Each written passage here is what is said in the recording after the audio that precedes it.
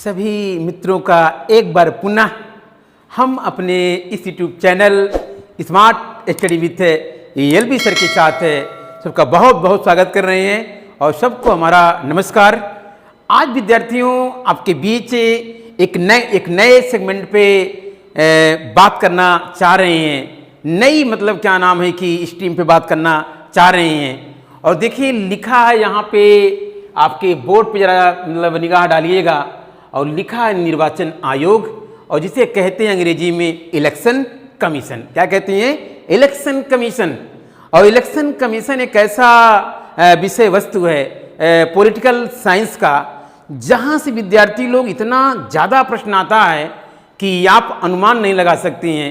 यदि अनुमान लगाना है न तो विगत वर्षों के प्रश्न पत्र को खंगाल लीजिए और जाकर फिर देखिए, फिर कहिएगा कि नहीं सर बहुत इंपॉर्टेंट टॉपिक है।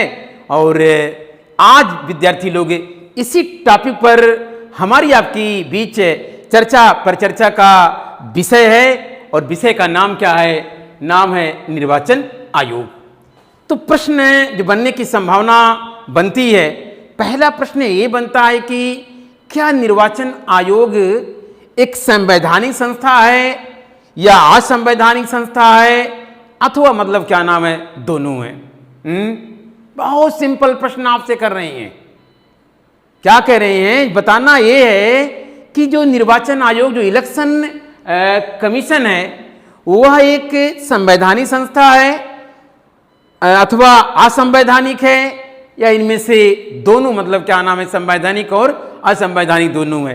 तो आज से इस smart study with LB sir के साथ कॉन्सेप्ट क्लियर करिएगा कि जो इलेक्शन कमीशन है वह एक संवैधानिक संस्था है।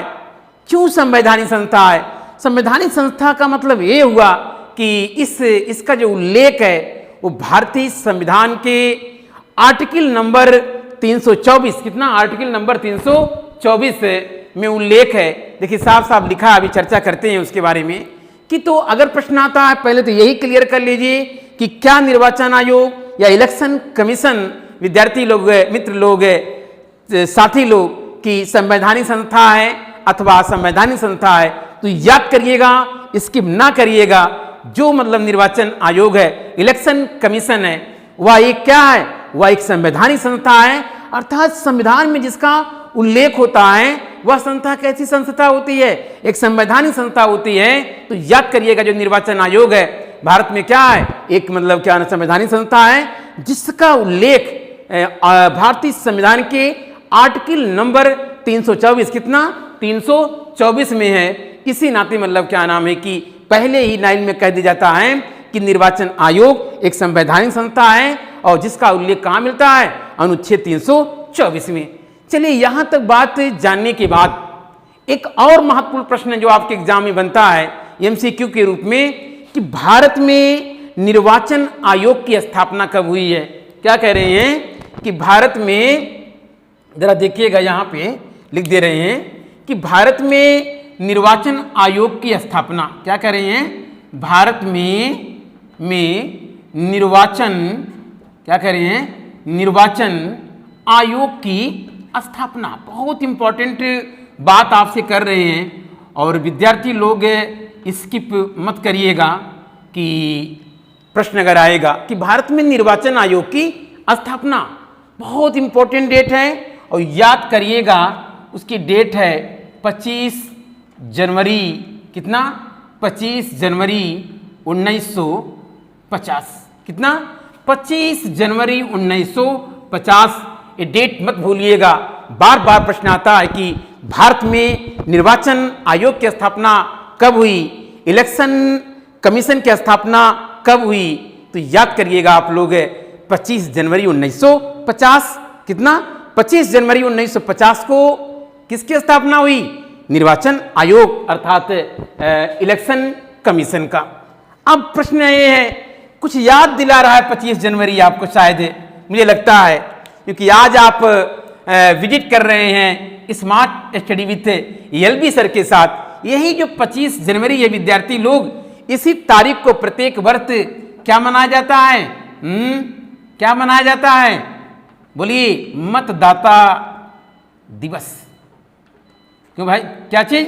मतदाता दिवस के रूप में मनाया जाता है कि मतदाताओं को जागरूक करने की कोशिश किया जाता है कि जब अपने आप मत का प्रयोग करें, बहुमूल्य मत का प्रयोग करें, कि लोकतंत्र की जो असली ताकत होती है और देश की जनता होती है, और वो ताकत किसके किसके द्वारा होता है? मत के द्वारा होता है। तो जो 25 जनवरी 1950 को जो भारत में निर्वाचन आयोग की स्थापना हुई है, इसी 25 जनवरी को क्या मनाया जाता है कि क्या मनाया जाता है? मतदाता दिवस के रूप में। तो कहीं ना कहीं आपको इसको मतलब क्या नाम है कि जरूर आप याद रखिएगा। बार बार प्रश्न आता है कि कितने तारीख को मतदाता दिवस मनाया जाता है भारत में, तो उत्तर क्या निकल के आएगा? 25 जनवरी। और भारत में निर्वाचन आयोग की स्थापना कब हुई है? तो याद करिएगा 25 जनवरी 1950। और अगर प्रश्न आता है कि क्या मतलब जो निर्वाचन आयोग है एक संवैधानिक संस्था है, तो आप खुल करके कहिएगा कि हाँ, एक जो निर्वाचन आयोग है, इलेक्शन कमीशन है, वो एक मतलब संवैधानिक संस्था है। क्यों संवैधानिक संस्था है?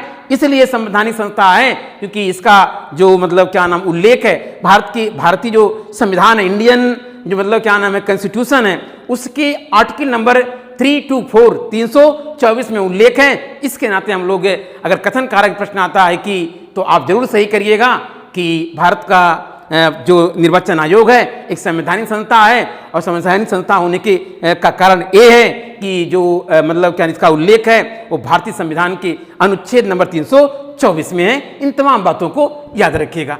अब जरा से देखिए, बोर्ड पे हमने नोट्स के लिए आपके लिए बाकायदे लिख दिया है ताकि आपको दिक्कत ना हो कि निर्वाचन आयोग एक अस्थायी व स्वतंत्र निकाय है।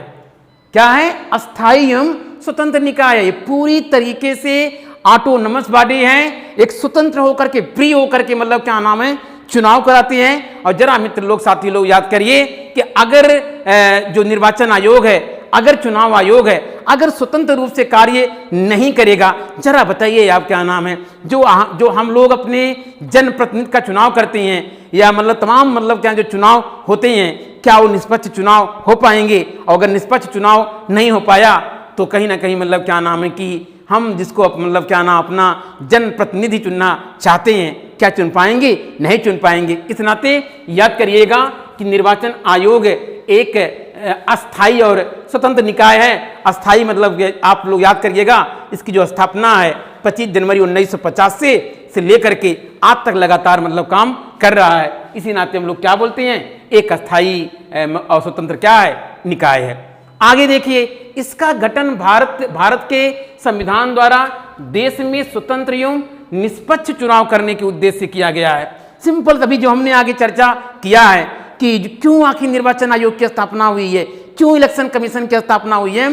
इलेक्शन कमीशन की स्थापना इसीलिए हुआ है ताकि आपके देश में एक निष्पक्ष चुनाव हो, कोई मतलब भेदभाव ना हो, किसी विशेष पार्टी को मतलब ये काम हो ना करे, बल्कि संपूर्ण देश का जो इलेक्शन है वो पारदर्शी हो, निष्पक्ष हो, न्यायपूर्ण हो। इसीलिए मतलब क्या नाम है कि 25 जनवरी 1950 को मतलब क्या नाम है कि एक संवैधानिक संस्था के रूप में निर्वाचन आयोग की क्या हुई? स्थापना हुई। ये आपको याद रखना पड़ेगा।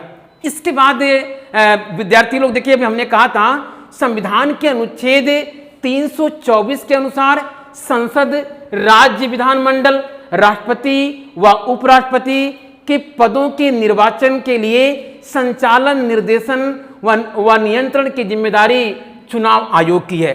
इसका मतलब विद्यार्थी लोग ये है, जो देश की पार्लियामेंट है, पार्लियामेंट का मतलब आप लोग जानते हैं, पार्लियामेंट में 3 चीजें आती हैं, लोकसभा आता है, राज्यसभा आता है और देश का राष्ट्रपति। कभी भी प्रश्न आता है कि पार्लियामेंट का निर्माण कैसे होता है, तो लोकसभा राज्यसभा मत करिएगा, बल्कि लोकसभा, राज्यसभा और देश का राष्ट्रपति, इन तीनों को मिला करके क्या बनता है? देश की संसद बनती है या पार्लियामेंट बनती है। तो पार्लियामेंट की, और इसके बाद देखिए राज्य विधानमंडल की, जो राज्यों के विधानमंडल है उसका चुनाव, राष्ट्रपति देश का उसका चुनाव, उपराष्ट्रपति, इनके पूरी तरीके से कैसे चुनाव होगा, किस प्रकार से होगा, अर्थात संचालन, निर्देशन और नियंत्रण पूरी तरीके से फुल रिस्पांसिबिलिटी किसकी होती है? निर्वाचन आयोग की होती है। तो ये तमाम बातों को याद करिएगा। अतः आप कह सकते हैं कि जो ये इलेक्शन कमेटी है, ये अखिल भारतीय एक संस्था है, क्योंकि यह केंद्र राज्य दोनों सरकारों के लिए काम करती है। मान लीजिए प्रश्न आ गया कि निर्वाचन आयोग एक अखिल भारतीय मतलब क्या नाम है कि संस्था है, क्यों है, कैसे है? इसलिए है क्योंकि याद रखिएगा यह केंद्र व राज्य सरकार दोनों के लिए समान रूप से काम करती है। और जब समान रूप से केंद्र के लिए, राज्य के लिए अगर काम कर रही है तो कोई संस्था अपने आप में वह देश के लिए कैसी संस्था बन जाती है? कैसी बन जाती है? एक अखिल संस्था बन जाती है। इन तमाम प्रकरण को, तमाम बातों को याद करिएगा। अब समझिए, चलिए आगे। यहां तक स्थापना का वर्ष हो गया, मतदाता दिवस हो गया, किसके लिए काम करता है, क्यों हुआ, इन तमाम बातों के बाद अब जरा हम लोग देखा जाए कि इसकी संरचना क्या है, कि कैसे ये बना है। तो निर्वाचन आयोग मुख्य निर्वाचन आयुक्त और अन्य आयुक्तों से मिलकर बना होता है। अब आप कहेंगे सर कि निर्वाचन आयोग एकल सदस्यीय है या बहुसदस्यीय है या कब कब परिवर्तन हुआ है? तो मित्र लोग, साथी लोग, घबराइए नहीं, पार्ट 2 पे उसी पे बात करना है। जो वोट देने की उम्र घटाया गया है, किस पहले कितना था, वर्तमान में 18 हो गया, कौन सा वह संविधान संशोधन था, कब हुआ है, इनकी चर्चा होगी। मगर पहले आप ये देख लीजिए कि मुख्य निर्वाचन आयोग है वह मुख्यतः मुख्य निर्वाचन आयुक्त और अन्य आयुक्तों से मिलकर मतलब बनी होती है। इस बात को आपको याद रखना होगा। अर्थात जो इलेक्शन कमीशन है उसमें मुख्य निर्वाचन आयुक्त होगा और अन्य आयुक्त होंगे, जिसको मिला करके हम लोग क्या बोलेंगे? निर्वाचन आयोग। ये तमाम बातें याद करिएगा। और इससे भी इंपॉर्टेंट प्रश्न जो बनता है, ये बनता है कि भारत में निर्वाचन जो मतलब क्या नाम है आयुक्त हैं, उनकी नियुक्ति कौन करता है? बहुत अच्छा प्रश्न है, वेरी वेरी इंपॉर्टेंट हिट प्रश्न है। तो याद करिएगा, मतलब क्या नाम है, वही जो देश का प्रथम नागरिक जिसे कहते हैं देश का राष्ट्रपति, वही मतलब क्या नाम है, कह लीजिए कि जो निर्वाचन आयुक्त है उसकी भी नियुक्ति करता है। और अन्य निर्वाचन आयुक्तों की नियुक्ति कौन करता है? देश का राष्ट्रपति। प्रश्न आएगा कि भारत में मुख्य निर्वाचन आयुक्त व अन्य मतलब निर्वाचन आयुक्तों की नियुक्ति कौन करता है? तो भूलिएगा नहीं मित्र लोग, साथी लोग, बहुत इंपॉर्टेंट सेगमेंट पे हमारी आपकी चर्चा हो रही है। तो याद करिएगा कि प्रश्न अगर आएगा कि भारत में मुख्य निर्वाचन आयुक्त और अन्य निर्वाचन आयुक्तों की नियुक्ति कौन करता है या किसके द्वारा होता है, तो याद करिएगा राष्ट्रपति के द्वारा होता है। इस बात को कतई स्किप ना करिएगा। चलिए आगे चलिए कि जब कोई अन्य निर्वाचन आयुक्त इस प्रकार नियुक्त किया जाता है, तब निर्वाचन आयुक्त निर्वाचन आयोग के अध्यक्ष के रूप में काम करेगा। तो कहीं ना कहीं इस बात को भी आपको ख्याल रखना पड़ेगा कि कभी कभी मतलब क्या नाम है, जो अन्य निर्वाचन आयुक्त है, क्योंकि मुख्य निर्वाचन आयुक्त अगर नहीं होता है, अगर उसके स्थान पे मतलब काम करता है, तो कहीं ना कहीं वो मुख्य निर्वाचन आयुक्त के रूप में मतलब क्या नाम है काम करता, अध्यक्ष के रूप में काम करता है। इसको भी आपको याद रखना पड़ेगा। अब आगे चलिए, राष्ट्रपति निर्वाचन आयोग की सलाह पर प्रादेशिक आयुक्तों की नियुक्ति कर सकता है, जिससे वह निर्वाचन आयोग के सहायता के लिए आवश्यक समझे।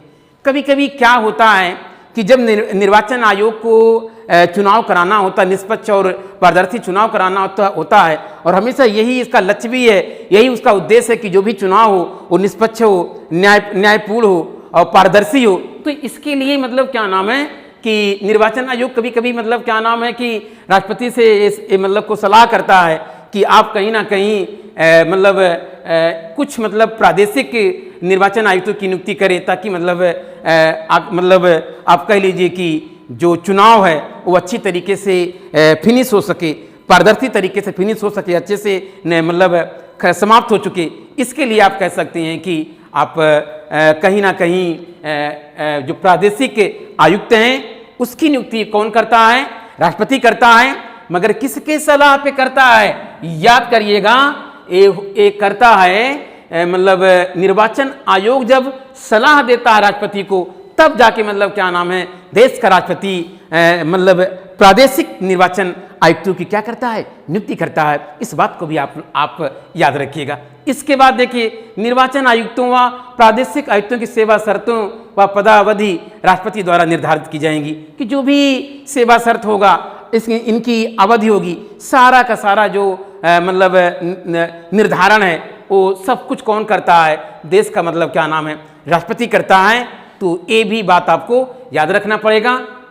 और इसके बाद जो अन्य जो पार्ट 2 लेकर के आएंगे तो बहुत सारी बातें होंगी, कैसे मतलब एकल से बहुल बना, फिर मतलब बहुल से फिर एकल से बहुल बना, ये तमाम प्रकार की बातें होंगी। थोड़ा धैर्य रखिए, धीरे धीरे चलिए, अस्थायी रूप से चलिए। तो एक बार दोहरा लेते हैं, देख लीजिए। प्रश्न आएगा, निर्वाचन आयोग की नियुक्ति किस निर्वाचन आयोग की नियुक्ति के संदर्भ में कौन सा अनुच्छेद है? अनुच्छेद 324 याद रखिएगा। और इसी नाते एक क्या बन जाता है, एक संवैधानिक संस्था बन जाती है। और आगे अगर मान ली जाता है कि निर्वाचन आयुक्त और अन्य निर्वाचन आयुक्तों की नियुक्ति किसके द्वारा होता है? राष्ट्रपति के द्वारा होता है। और अगर मान लीजिए प्रश्न आता है कि प्रादेशिक जो निर्वाचन आयुक्त हैं उनकी नियुक्ति किसके सलाह पर राष्ट्रपति करता है? तो जो निर्वाचन आयोग है उसके सलाह पे करता है। इसकी बात आप याद रखिएगा। और सबसे इंपॉर्टेंट प्रश्न जो हमने शुरुआत में कहा था कि भारत जो निर्वाचन आयोग है, भारत में निर्वाचन आयोग है, इसकी स्थापना कब हुई है? तो 25 जनवरी 1950। और अगर मान लीजिए प्रश्न ये आता है कि जो 25 जनवरी है वो किस दिवस के रूप में मनाया जाता है, तो याद करिएगा, मतदाता दिवस के रूप में मनाया जाता है। किस रूप में? मतदाता दिवस के रूप में, कि मतदाताओं को जागरूक किया जाए ताकि वह निष्पक्ष होकर के, निडर होकर के, निर्भीक होकर के, फ्री होकर के कोई वाह्य प्रभाव इनके ऊपर ना हो, और लोकतंत्र को सशक्त और मजबूत बनाने के लिए अपना बहुमूल्य वोट करें और लोगों में एक जागरूकता हो, अवेयरनेस हो, लोकतंत्र को मजबूत करने के लिए कहीं ना कहीं। तो इसी नाते जो 25 जनवरी है वो भारतीय इतिहास के पन्नों में दर्ज है। किस रूप में दर्ज है? मतदाता दिवस के रूप में। तो साथी लोग, विद्यार्थी लोग, पार्ट 2 अगले दिन के लिए इंतजार करिएगा। और तब तक यहीं तक बस आपसे एक ही निवेदन, एक ही मतलब सलाह कि समय बहुत महत्वपूर्ण है, बहुत क्रिटिकल है। समय का सम्मान करिए, सफलता आपको जरूर मिलेगी। और एक बेहतर नागरिक होने के नाते हमेशा देश समाज के लिए कुछ न कुछ आप जरूर करें। आपसे यही उम्मीद हम भी करते हैं और आप भी करते होंगे, और करना चाहिए भी, क्योंकि नागरिक कहीं ना कहीं देश को आगे ले जाता है। तो आज साथी मित्र लोग यहीं तक। Thank you class. जय हिंद, जय भारत।